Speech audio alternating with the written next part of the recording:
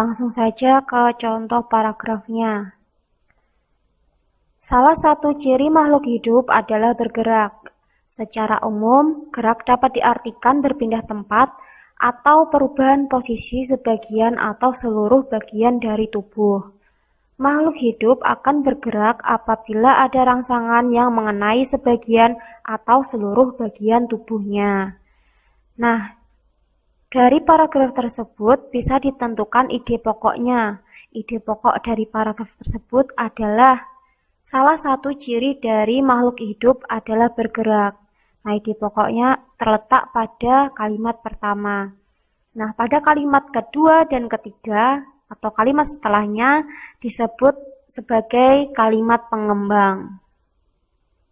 Yang berwarna biru ya, ini kalimat pengembangnya, yang berwarna merah ide pokoknya.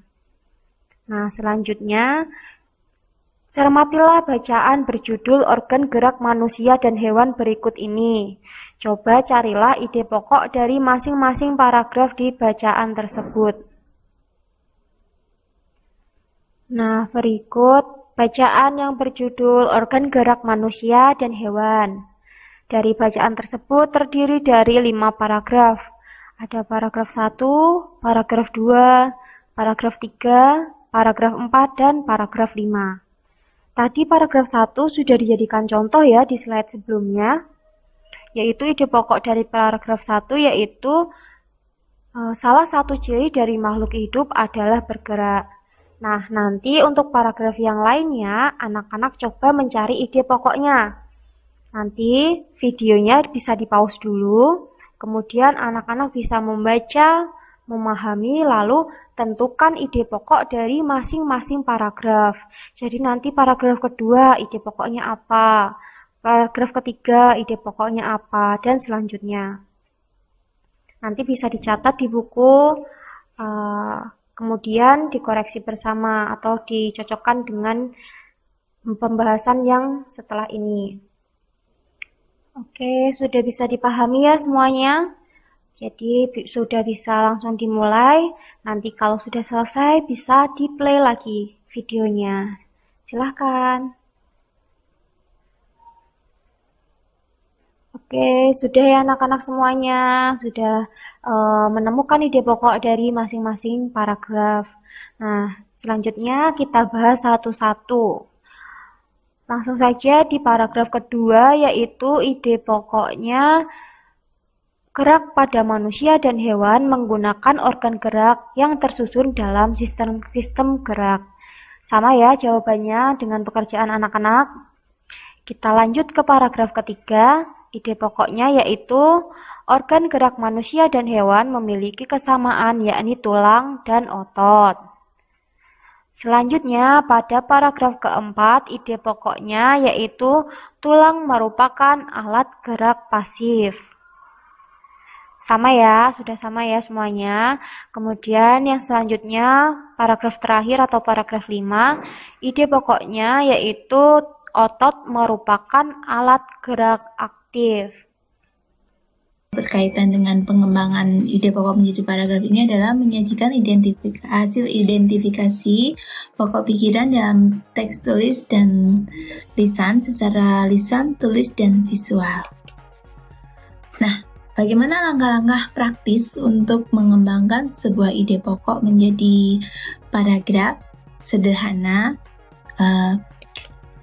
Yang pertama, anak-anak, temukan atau tulis setidaknya 3 kata benda atau kata sifat yang berkaitan dengan ide pokok yang harus kalian kembangkan. Yang kedua, kembangkan setiap kata yang sudah kalian tulis menjadi sebuah kalimat. Langkah ketiga, rangkailah kalimat-kalimat kalian agar susunannya rapi dan enak untuk dibaca. Kemudian jika perlu, tambahkan kata atau kalimat penghubung agar paragraf yang kita buat lebih enak dibaca dan lebih mudah dipahami. Jadi itu ya langkah-langkahnya, 4 langkah praktis untuk mengembangkan ide pokok menjadi paragraf. Nah, Ibu berikan contoh bagaimana kita merubah sebuah ide pokok menjadi paragraf. Misalnya ini adalah yang ada di buku tema kalian, halaman 3. Nah, Di halaman itu, di buku tema kalian diminta mengembangkan sebuah paragraf dari ide pokok organ gerak terdiri atas dua macam. Nah, dari kalimat ini kalian bisa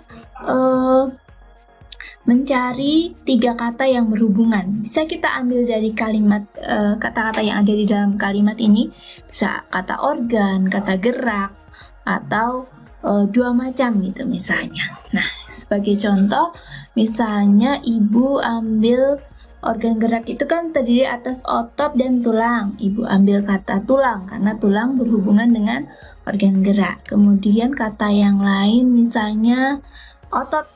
Nah, selain otot dan tulang, kata lain yang berhubungan dengan ide pokok tadi adalah gerak. Nah, bagaimana selanjutnya setelah kita temukan 3 kata yang berhubungan dengan ide pokok? Kita buat masing-masing kata menjadi sebuah kalimat. Dari kata otot misalnya ibu buat kalimat salah satu organ tersebut adalah otot. Nah, jadi nanti ibu rencananya ide pokoknya itu akan ibu jadikan sebuah kalimat di awal paragraf. Nah, nanti ibu sambung dengan kalimat yang kedua ini dengan kata otot. Kemudian dari kata tulang, ibu membuat kalimat organ gerak yang lain adalah tulang. Kemudian dari kata ketiga, yaitu kata gerak, ibu buat kalimat kita dapat bergerak karena memiliki tulang dan otot. Nah, kita sudah dalam waktu beberapa detik sudah dapat 3 kalimat. Nah, ketiga kalimat ini kalau kita rangkai, hasilnya akan menjadi organ gerak terdiri atas 2 macam. Salah satu organ tersebut adalah otot. Organ gerak yang lain adalah tulang. Kita dapat bergerak karena memiliki otot dan tulang. Nah, ini sudah jadi paragrafnya. Jadi, praktis sekali ya. Nah, kalau kita tulis secara memanjang, bentuknya akan jadi seperti ini. Itu ya anak-anak, udah kan mengembangkan sebuah ide pokok menjadi sebuah paragraf?